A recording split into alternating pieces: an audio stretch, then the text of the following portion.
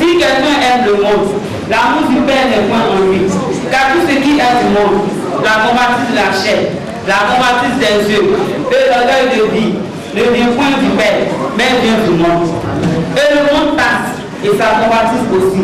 Mais celui qui fait la volonté de Dieu demeure éternellement. Jean 3,6. Celui qui croit au Fils verra la vie. Celui qui ne croit pas au Fils ne verra pas la vie. Mais la colère de Dieu demeure sur lui. 2 Timothée 2, verset 1. Tiens-toi donc, mon enfant, sanctifie-toi dans la grâce qui est en Jésus-Christ. 2 Timothée 2, 20.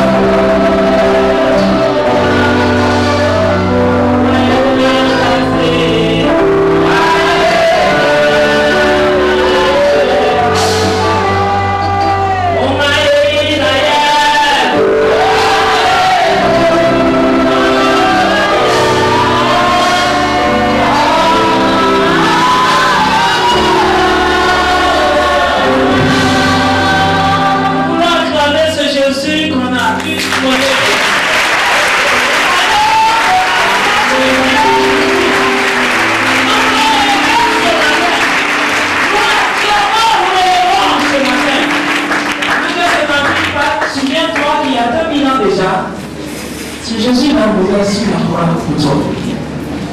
Mérite louange, il mérite adoration. Nous fermons les yeux et nous chantons encore une fois ce cantique. Oh,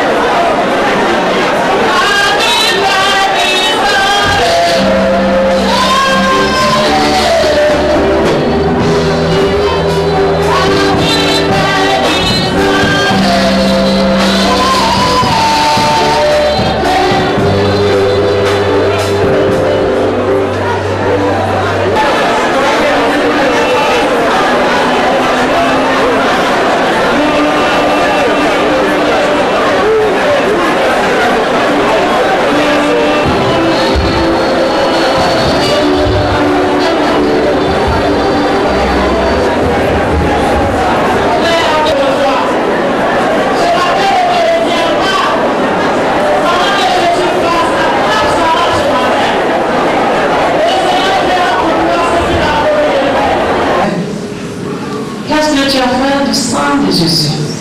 Pose-toi la question ce matin et adore ton Dieu sincèrement dans le cœur. Revois ta vie ce matin.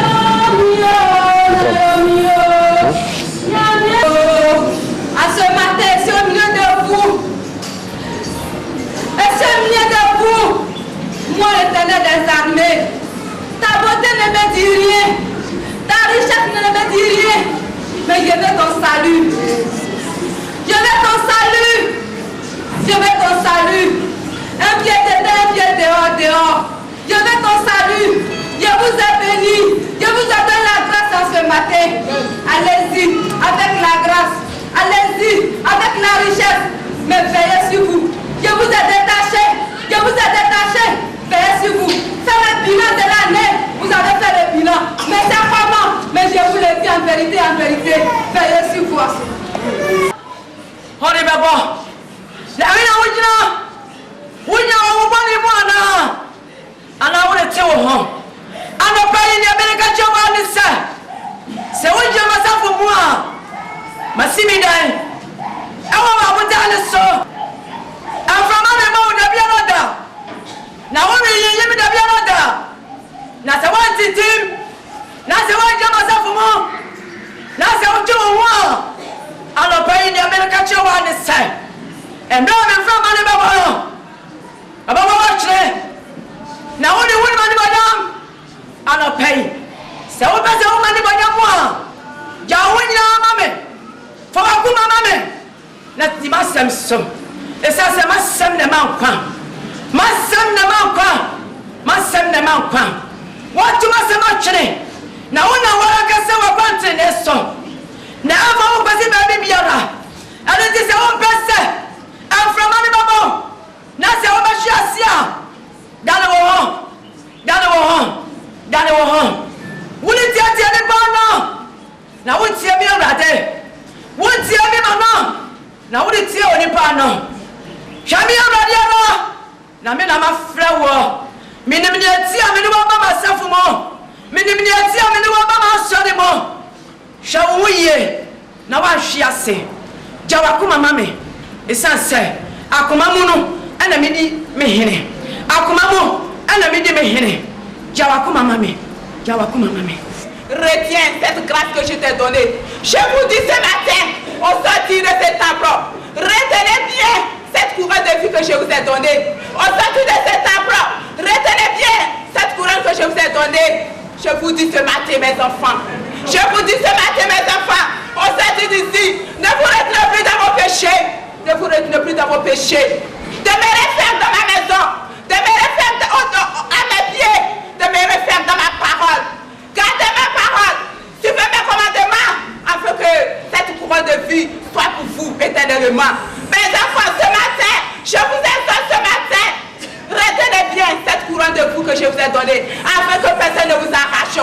Afin que personne ne vous arrache. Je vous aime, mes enfants. Je vous aime, mes enfants. Ma paix est sur vous.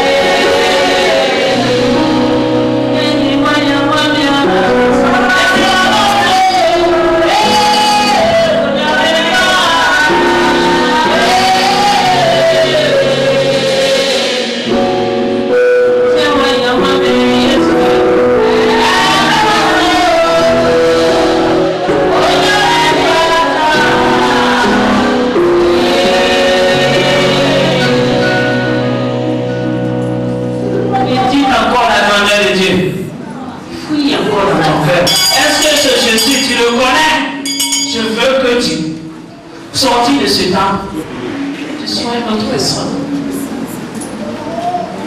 Comme ça, tu pourras mieux chanter ce cantique. Adieu,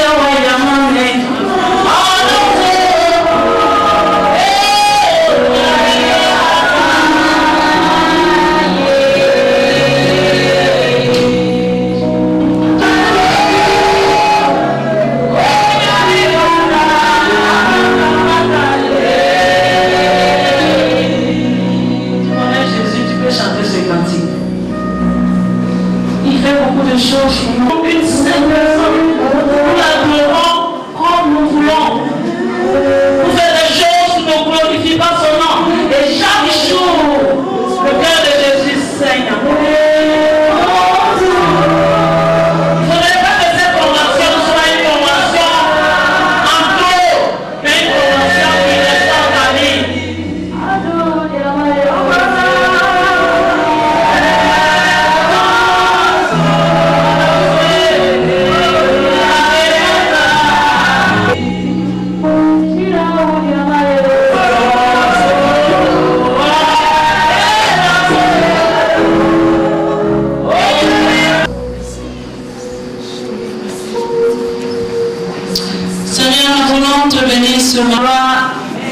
Nous voulons te dire merci parce que tu es Dieu. Tu ne changes jamais.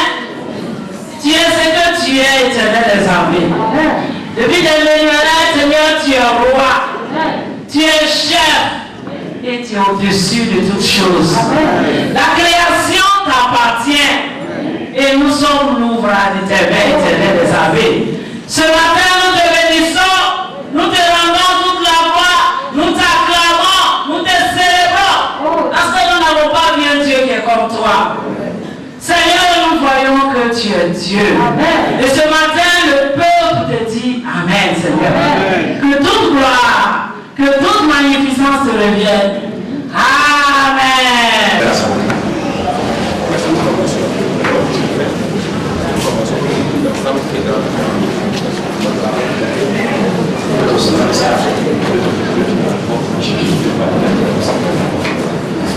Plaque est là. Plaque. La cellule est plaque. Pendant 5 mois. Où il est?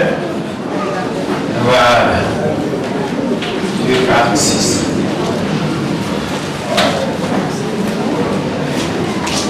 Ok. Si. Et il n'est pas là. Ok. Amen. D'accord, c'est mélangé.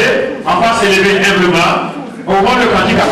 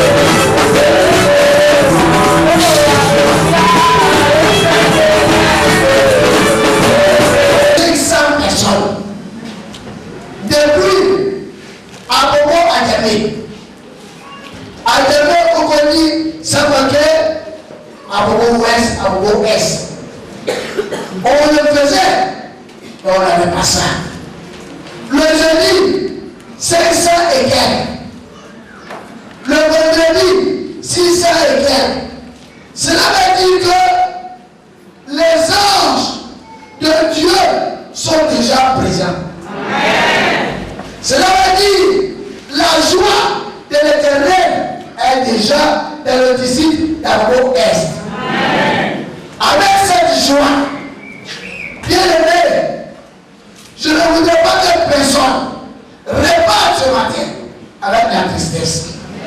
Nous allons faire notre offrande ce matin avec joie. L'année dernière, à Moto, c'est moi qui avais dirigé l'offrande. Lorsqu'on avait dit de donner 1000 francs, j'ai vu un couple qui a déposé 20 000 francs. Oui. Il y a un frère, un tailleur, 1000 francs, qui avait déposé 30 000 francs. Je ne vais pas loin. Je vais te dire quelque chose. En faisant l'offrande, tu regardes la sauce. Tu regardes ta soeur qui est à côté de toi. Non. Le mercredi, à Saint-Denis, c'est à Saint-Denis qu'avait commencé l'offrande ici. Le mercredi, les financiers, nous avons quelqu'un, si c'est une soeur, si c'est un frère, que je ne peux pas dire son nom. Mais le mercredi, le frère ou la soeur a déposé, écoutez-moi bien, une somme emballée de 100 000 francs. Le mercredi. Le mercredi. C'est ça qu'on appelle offrande. Et ça, c'est mon souhait ce matin. Si j'ai préparé 10 000 francs, que Ancien Oscar a dit de commencer 1000 francs.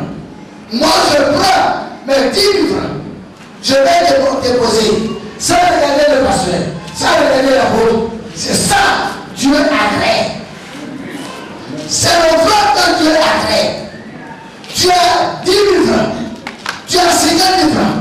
Comme l'ancien a parlé de déposer 10 000 francs, je ne vais pas donner les 50 000 francs. Bien aimé, je ne sais pas que tu repartes avec cette offrande. Donc ce matin, nous allons faire l'offrande. On a commencé 1er janvier 2008. Tu as prié. 21 décembre d'Adoué. La convention, si je danse, si je loue, c'est Dieu qui m'a gardé. Qu'est-ce que j'ai à lui donner ce matin? Et c'est ça, Abraham m'a dit. J'ai toujours parlé de ça. Donc Dieu a demandé son fils. Hey, Dieu, j'avais un seul fils. Et toi qui m'as donné. Aujourd'hui, tu me demandes de faire l'offrande. Je vais te donner. Est-ce que ce matin, tu peux dire, Dieu qui m'a protégé. Je n'ai rien, mais pour te dire merci. Au bout de moi-même, je vais te payer des 10 000. Je vais pris l'enveloppe des 100 000. Le mercredi, l'offrande qu'on a fait, une seule personne a donné 100 000. Toi, ce matin, tu as combien? Prépare-toi. Prépare ton pied. Prépare ton pied pour ton offrande. Cette offrande de Dieu, je vais te faire l'offrande. Mais toi aussi, fais le reste. Fais le reste. Fais le reste. Et quand Abraham a donné à Dieu, Dieu a dit, Abraham, pourquoi tu ne vas pas refuser Isaac? Tu ne vas pas refuser le seul fils que tu as. Moi, Dieu, le Dieu tout-puissant, le Dieu des miracles, moi je l'ai dit. Je le jure et t'y bénis. Prépare-toi, ma soeur. On fait prépare-toi. Oui. Prépare-toi. Prends l'enveloppe. Prends l'enveloppe. Ce matin, prends. Où tu es assis là? Qu'est-ce que tu donnes à Dieu? Oui. On se prépare. On est prêt? On est prêt? On est prêt? On est prêt?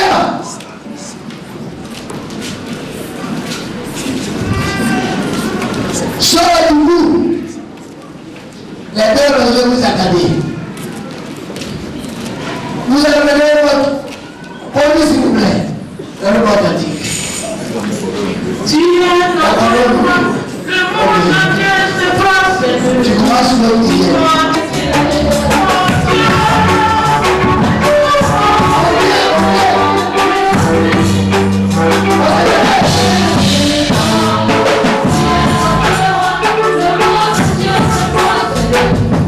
Thank you.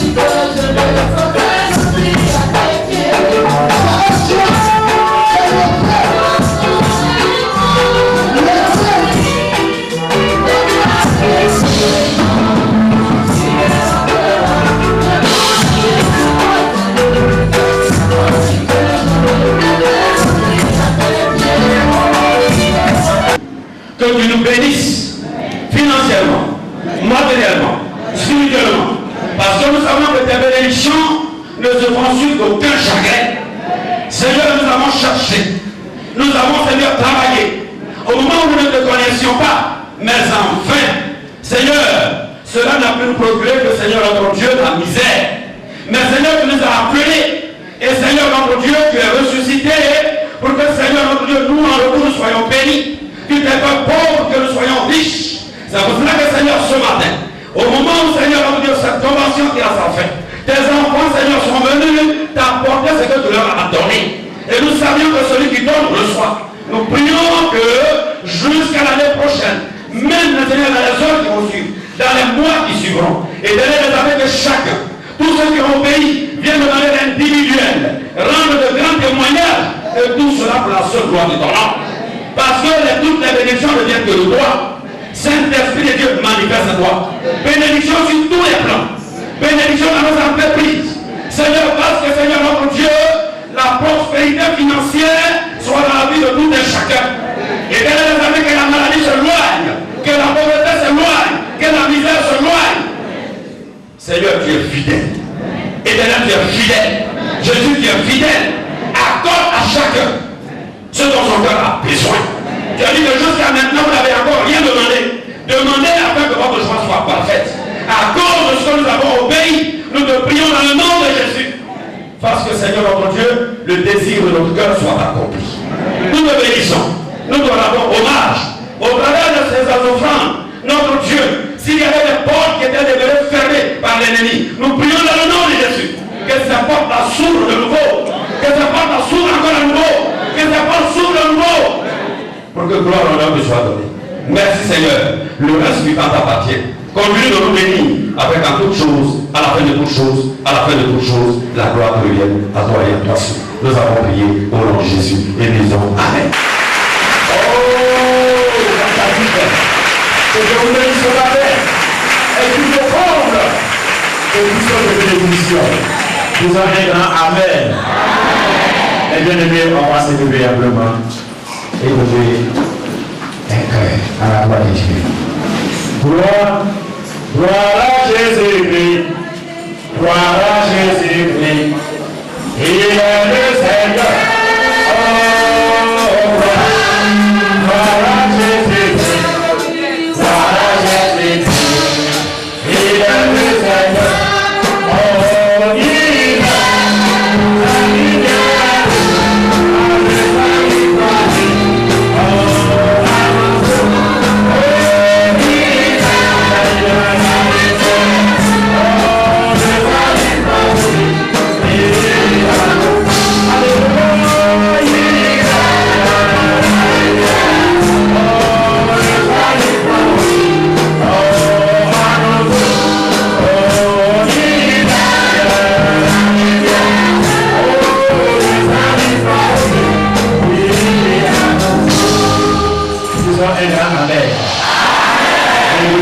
s'il vous plaît.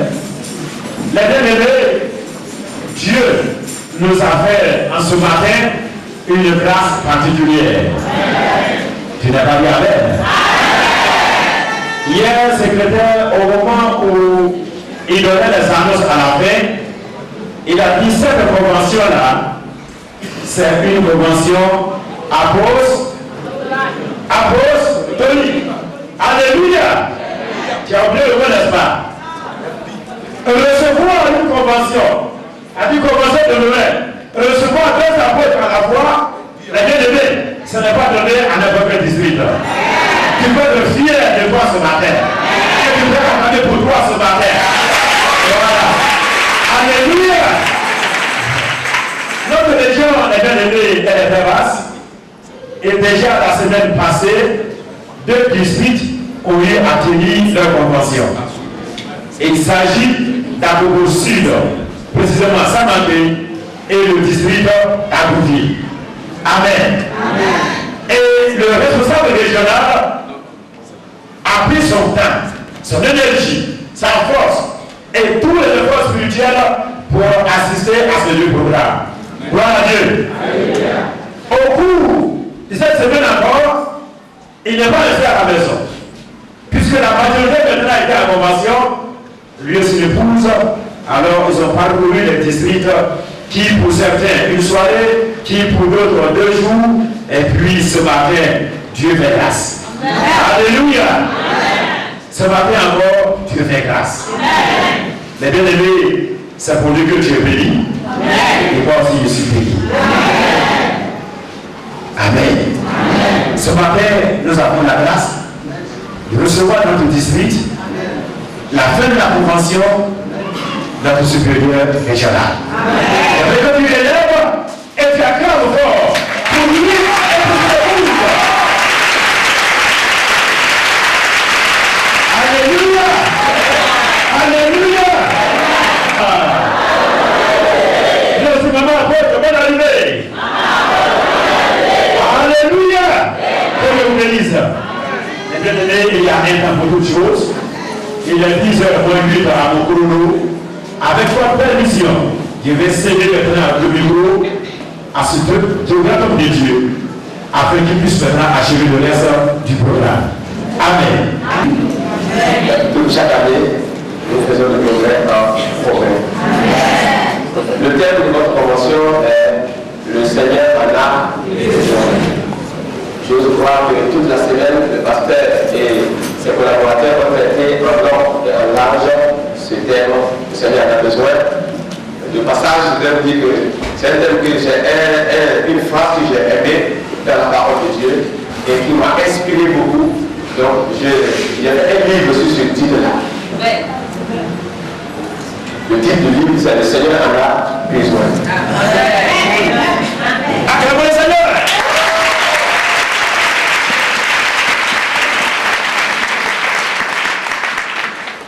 J'avais voulu vous amener celui ce matin pour présenter, mais j'ai oublié. Donc, comme vous n'avez pas lu beaucoup, il faut cacher sa rose, je l'ai caché pour moi. Parce que vous n'avez pas lu. Hein? Vous n'avez pas lu. Vous avez lu. Que le Seigneur vous aime. Donc, ce matin, je voudrais parler de Noël. Noël, qui parle de Noël, parle de la naissance de Jésus. Mais nous voulons aller au-delà d'une simple fête, d'une simple célébration de naissance de Jésus. Il faut voir Noël, pas seulement la naissance d'un enfant, où on offre des cadeaux aux enfants à la maison pour nous souvenir de la naissance de Jésus, mais il faut voir au-delà de cette naissance-là, que c'est une célébration d'un grand roi. Pour cela, ça doit nous influencer. Ce n'est pas une simple fête où on mange, on donne des cadeaux aux enfants et c'est fini. À la naissance de Jésus, il y a les sages de ce temps qui sont allés le voir et qui ont manifesté des choses qui nous ont expliqué. Et nous pensons qu'ils ont eu raison. C'est là qui doit être la vraie Noël. La naissance de Jésus a marqué le monde, marque le monde et marquera le monde. Parce que c'est à partir de sa naissance qu'on a commencé à compter les années. Donc on a fait l'an 1, l'an 2, l'an 3, jusqu'aujourd'hui. Et si donc je me permettais de vous poser la question, si Jésus était là ce matin, assis sur la chair, quel âge on allait donner à Jésus? Quel âge on allait donner à Jésus? Quelqu'un pour répondre, oui. Amen. Donc Jésus a 2008 ans aujourd'hui où nous sommes ici. N'est-ce pas? Amen. Voilà. Donc ça veut dire quoi? L'homme ne peut pas oublier cette naissance.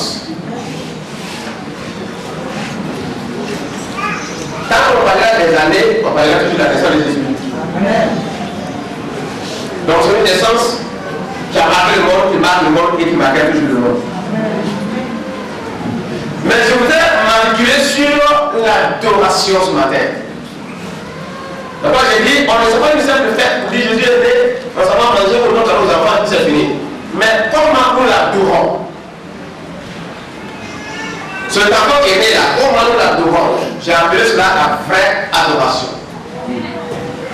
Lisons ensemble Jean, au chapitre 4, verset 23 à 24, et Matthieu, au chapitre 2, verset 10 à 11. Jean,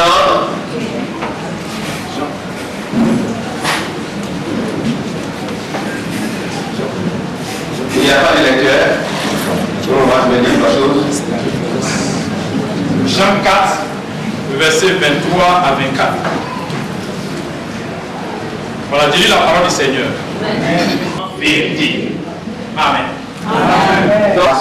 Parce qu'il dit l'heure vient et elle est déjà venue pour les vrais adorateurs. Donc si elle a des vrais, ça veut dire qu'il y en a aussi deux. Il dit pour les vrais adorateurs, adoreront le Père en esprit et en vérité. Car ce sont là les adorateurs que Dieu demande. Et la Bible dit Dieu est esprit. Il faut donc que ceux qui l'adorent en esprit et en vérité. Lisons Matthieu, chapitre 2, verset 10 à 11.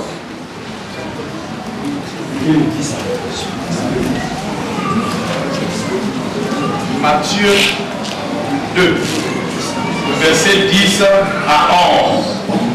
Quand il aperçut l'étoile, il fut saisi d'une très grande joie. Il entrait dans la maison, vit le petit enfant avec Marie, sa mère, se prosternait et l'adorait. Il ouvrit ensuite leur trésor et lui offrit en présent de l'or, de l'encens et de la myrrhe. Amen.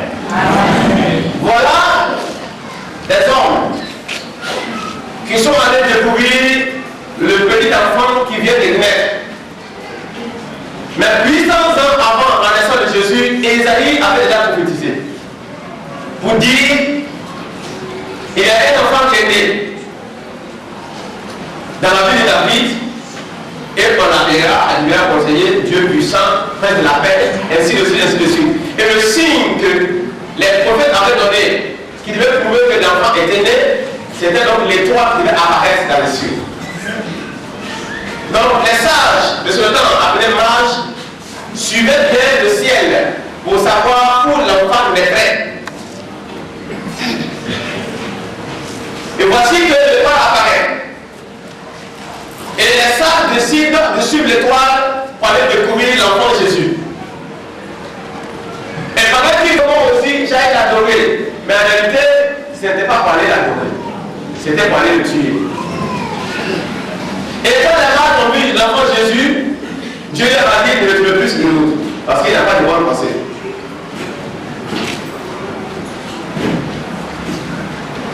Il a dit, vous venez me dire, et moi aussi, je vais l'adorer.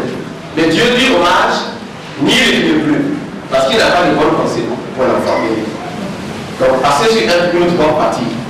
Donc, les mages ne sont plus retournés chez Hérode. Donc, Hérode, après avoir attendu pendant un moment, il ne voyait plus les mages revenir, il était donc énervé.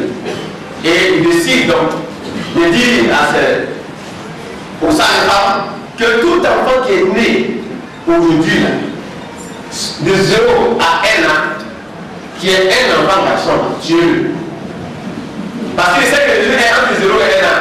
Donc, quand tu vois le petit garçon qui est de 0 à 1 an, il est sûr de ne pas éliminer son enfant. Parce qu'il sentait son royaume menacé. Alors, Dieu dit à Joseph, prends l'enfant, prends la mère, va en Égypte. Jusqu'à ce que tu dises de revenir. Et Joseph a obéi à la main de Dieu. Il est parti avec l'enfant et sa mère. Et après, l'autre est mort. Et Dieu a dit maintenant, tu peux retourner en Israël. Amen. Ce qui nous a marqué ici, c'est l'attitude des mages. Quand ils ont vu l'étoile qui annonçait la naissance de Jésus, ils ont décidé de suivre l'étoile jusqu'à aller découvrir l'enfant Jésus. Et quand ils ont découvert l'enfant Jésus, la Bible dit qu'ils l'ont adoré. Mais comment l'ont-ils adoré? C'est la question. Donc je voudrais que tu saches que pour reconnaître un vrai adorateur, nous allons diviser ce message en deux parties. Les signes d'un vrai adorateur et les raisons d'un vrai adorateur. Lorsque les mages ont vu l'étoile qui annonçait la naissance de Jésus, la Bible dit qu'ils éprouvaient une très grande joie. Ils n'ont pas encore vu l'enfant de Jésus, mais ils ont vu le signe dans le ciel qui annonçait que Jésus était déjà là. Rien que le signe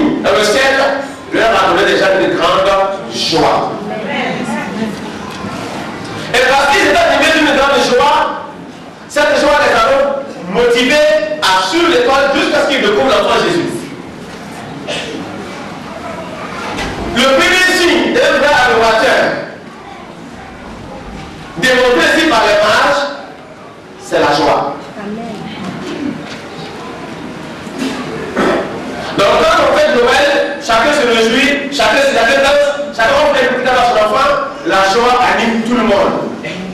Mais au-delà de la naissance, d'une célébration d'une simple naissance, il faut voir en cela une célébration d'un grand roi.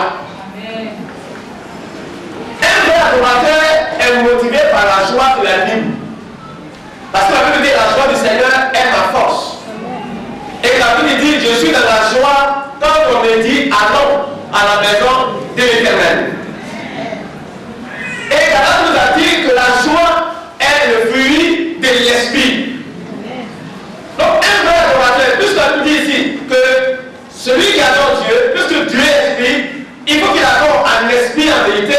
Donc il doit manifester en lui le fruit de l'esprit qui est la joie.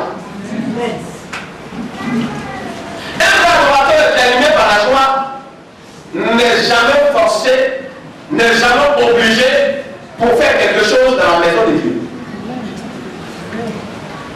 À partir du moment où votre vie n'est pas animée de la joie qui est le fruit du Saint-Esprit et non la conséquence parce que tu as gagné la loterie, et que c'est pas la joie qui est animée par l'Esprit de Dieu qui est en toi, tu ne seras jamais forcé pour faire quoi que ce soit quand il s'agit de faire la chose pour Dieu qui t'adore. Donc un vrai adorateur, le premier signe qu'on demande à lui, c'est la joie. La joie de servir Dieu. La joie de servir les hommes au nom de Dieu. La joie de faire des offrandes pour Dieu. La joie d'aller à l'église. La joie de lire la parole de Dieu.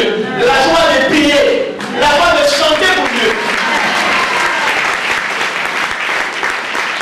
Quand nous perdons cette joie, ça veut dire que nous sommes en train de nous retirer de l'Esprit de Dieu. Malheureusement, beaucoup de chrétiens aujourd'hui, il faut un bâton derrière eux pour aller adorer Dieu. Il faut un bâton pour donner son offrande. Il faut un bâton pour donner sa dîme. Je dis bien que nous sommes appelés de dévier. Parce que si nous sommes animés de la joie qui mobile l'Esprit de Dieu, cette joie doit nous amener à faire les choses librement, sans contrainte aucune. Sans pression de qui que ce soit. Sans pression de quoi que ce soit. Mais de manière libérale, nous allons aller vers Dieu et servir Dieu. Amen. Et les mages, poussés par la joie qui les animait, parce qu'ils savent que celui qui est là est leur sauveur, celui qui est là est un grand roi, il n'avait pas besoin que quelqu'un vienne les pousser pour y aller. Mais la joie les a animés, la joie les a poussés.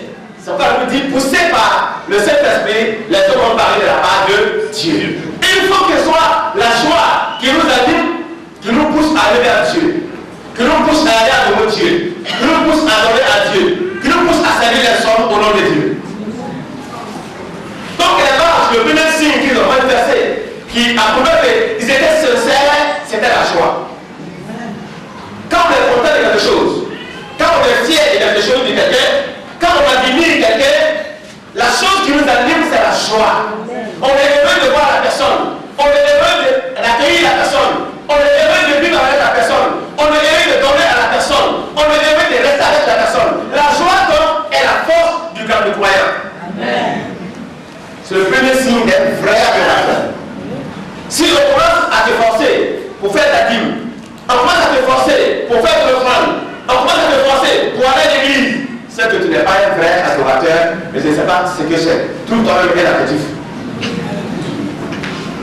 Si il dit que tu es un faux adorateur, c'est comme il t'a insulté. Donc, je ne sais pas quel mot va vous mais ce qu'il suit, c'est qu'il n'est pas un vrai adorateur. Donc, les mages qui étaient sincères et qui voulaient à tout prix voir Jésus pour l'adorer étaient animés d'une très grande joie. Par contre, et l'autre a dit seulement, si vous allez que vous le trouvez, il venait me dire, mais moi aussi je vais l'adorer, point. Il n'a manifesté aucune joie. On sentait que ce monsieur-là n'était pas sincère.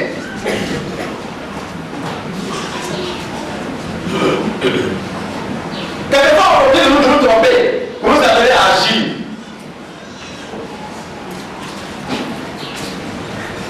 Je voudrais ressortir de cette convention, tu changes de mentalité.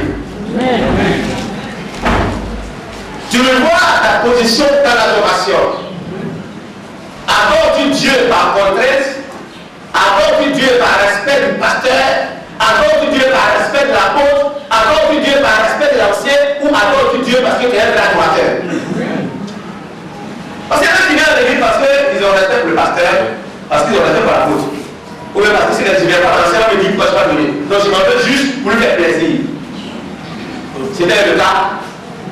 Je suis désolé.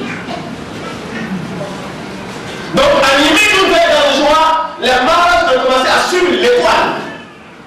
Donc, le premier signe d'un vrai adorateur, c'est la joie. Ensuite, le deuxième signe d'un vrai adorateur, la Bible dit, ils entrèrent dans la maison, virent le petit enfant avec Marie, sa mère, se prosternèrent et l'adorèrent. Le deuxième signe ici, qui est le signe d'un vrai adorateur, c'est le mot se prosterner. Je vous dis pourquoi. Parce que si il s'agissait seulement d'une célébration de la naissance d'un enfant, on n'a pas besoin de se prosterner. Je ne pense pas qu'aujourd'hui, quand nous faisons la sortie d'un enfant, on ne se prosterne pas d'enfant. Mais si nous venons de ça, de ce temps, se prosterner devant un enfant, ça veut dire beaucoup de choses. Donc, se prosterner, c'est un signe d'humilité. C'est un signe de soumission à une autorité. On ne se prosterne pas devant n'importe qui. On ne se prosterne pas n'importe comment. On se prosterne devant quelqu'un à qui on reconnaît une autorité, à qui on reconnaît un chef, à qui on reconnaît une souveraineté, à qui on reconnaît un pouvoir. Donc si des grands, des sages se prosternent devant un bébé, ils n'ont pas vu seulement un bébé, mais ils ont vu un bébé en même temps un chef, en même temps une autorité, en même temps un Dieu, en même temps celui qui est souverain. Donc la fête de Noël n'est pas seulement une fête de naissance de Jésus, mais c'est une célébration d'un chef, célébration d'une autorité, célébration d'un souverain, célébration d'un roi des rois, célébration du Seigneur Dieu Tout-Puissant. Donc les mages, sans pouvoir l'expliquer ouvertement, l'ont exprimé par un signe qui prouve qu'ils se soumettent à l'autorité qui vient de naître. Ils se soumettent au pouvoir de ce monsieur. Ils se soumettent à celui qui vient de naître parce qu'il est le chef. Donc ils se prosternaient. C'est un signe, c'est un caractère important dans la vie de l'adoration. C'est le signe d'humilité, le signe de soumission, c'est un signe de respect. La société ancienne nous avait éduqués de cette façon. Mais lui, je devenons moderne, on se modernise et on perd tout. Dans la société ancienne, vous ne pouvez pas saluer votre chef debout. Même un élève qui va à l'école, quand il va son maître pour dire bonjour monsieur, il doit faire un signe de respect. En ce concernant, on peut l'appeler. Dans la société burkinabé, ça existe jusqu'à aujourd'hui. Vous devez voir une femme donner de l'ordre à un homme debout. Elle va se mettre carrément à genoux. Parce que la société, vous pouvez reconnaître que l'homme est le chef. Donc la femme reconnaît que l'homme, qu'il soit petit ou grand, il est chef. Donc une femme doit donner de l'ordre à un homme debout. Pour manger debout. Elle doit se prosterner, se mettre à genoux pour mettre l'homme à l'homme, parce que l'homme est le chef. Vous allez obtenir la même chose. Sur le côté Yoruba, vous devez voir un Béninois saluer son grand, son chef, son patron debout. Dans l'ancienne société, il devait se coucher carrément. Mais comme on a modernisé un peu, maintenant il ne se couche plus. Après, mais il se prosterne au moins un peu pour dire je me soumets à l'autorité, je me soumets de respect, je me soumets au pouvoir, je reconnais que c'est mon chef. Donc le fait que les mages se prosternent devant un enfant qui vient de naître, il reconnaissait déjà l'autorité de ce monsieur-là. Mais ce que ça m'a perdu aujourd'hui, c'est ça. C'est que le signe d'un adorateur n'existe plus dans beaucoup d'adorations. Personne ne respecte personne. On peut se permettre de dire ce qu'on veut à un pasteur, ou à un ancien, ou à un apôtre, ou au président. On est en train de perdre quelque chose de valeur. Est-ce que nous sommes de vrais adorateurs? Où est donc le signe d'humilité? Où est le signe de soumission? Les membres ne se soumettaient pas à Jésus en tant qu'être humain, mais se soumettaient en ce qui accompagnait Jésus. Quand vous vous soumettez à un responsable, ce n'est pas lui en tant qu'être humain. Vous vous soumettez à celui qui l'a établi. De même aussi quand vous dites des paroles injurieuses à un responsable, ce n'est pas lui en tant qu'être humain, mais vous avez injurié celui qui l'a établi. Si nous n'avons pas à foi, nous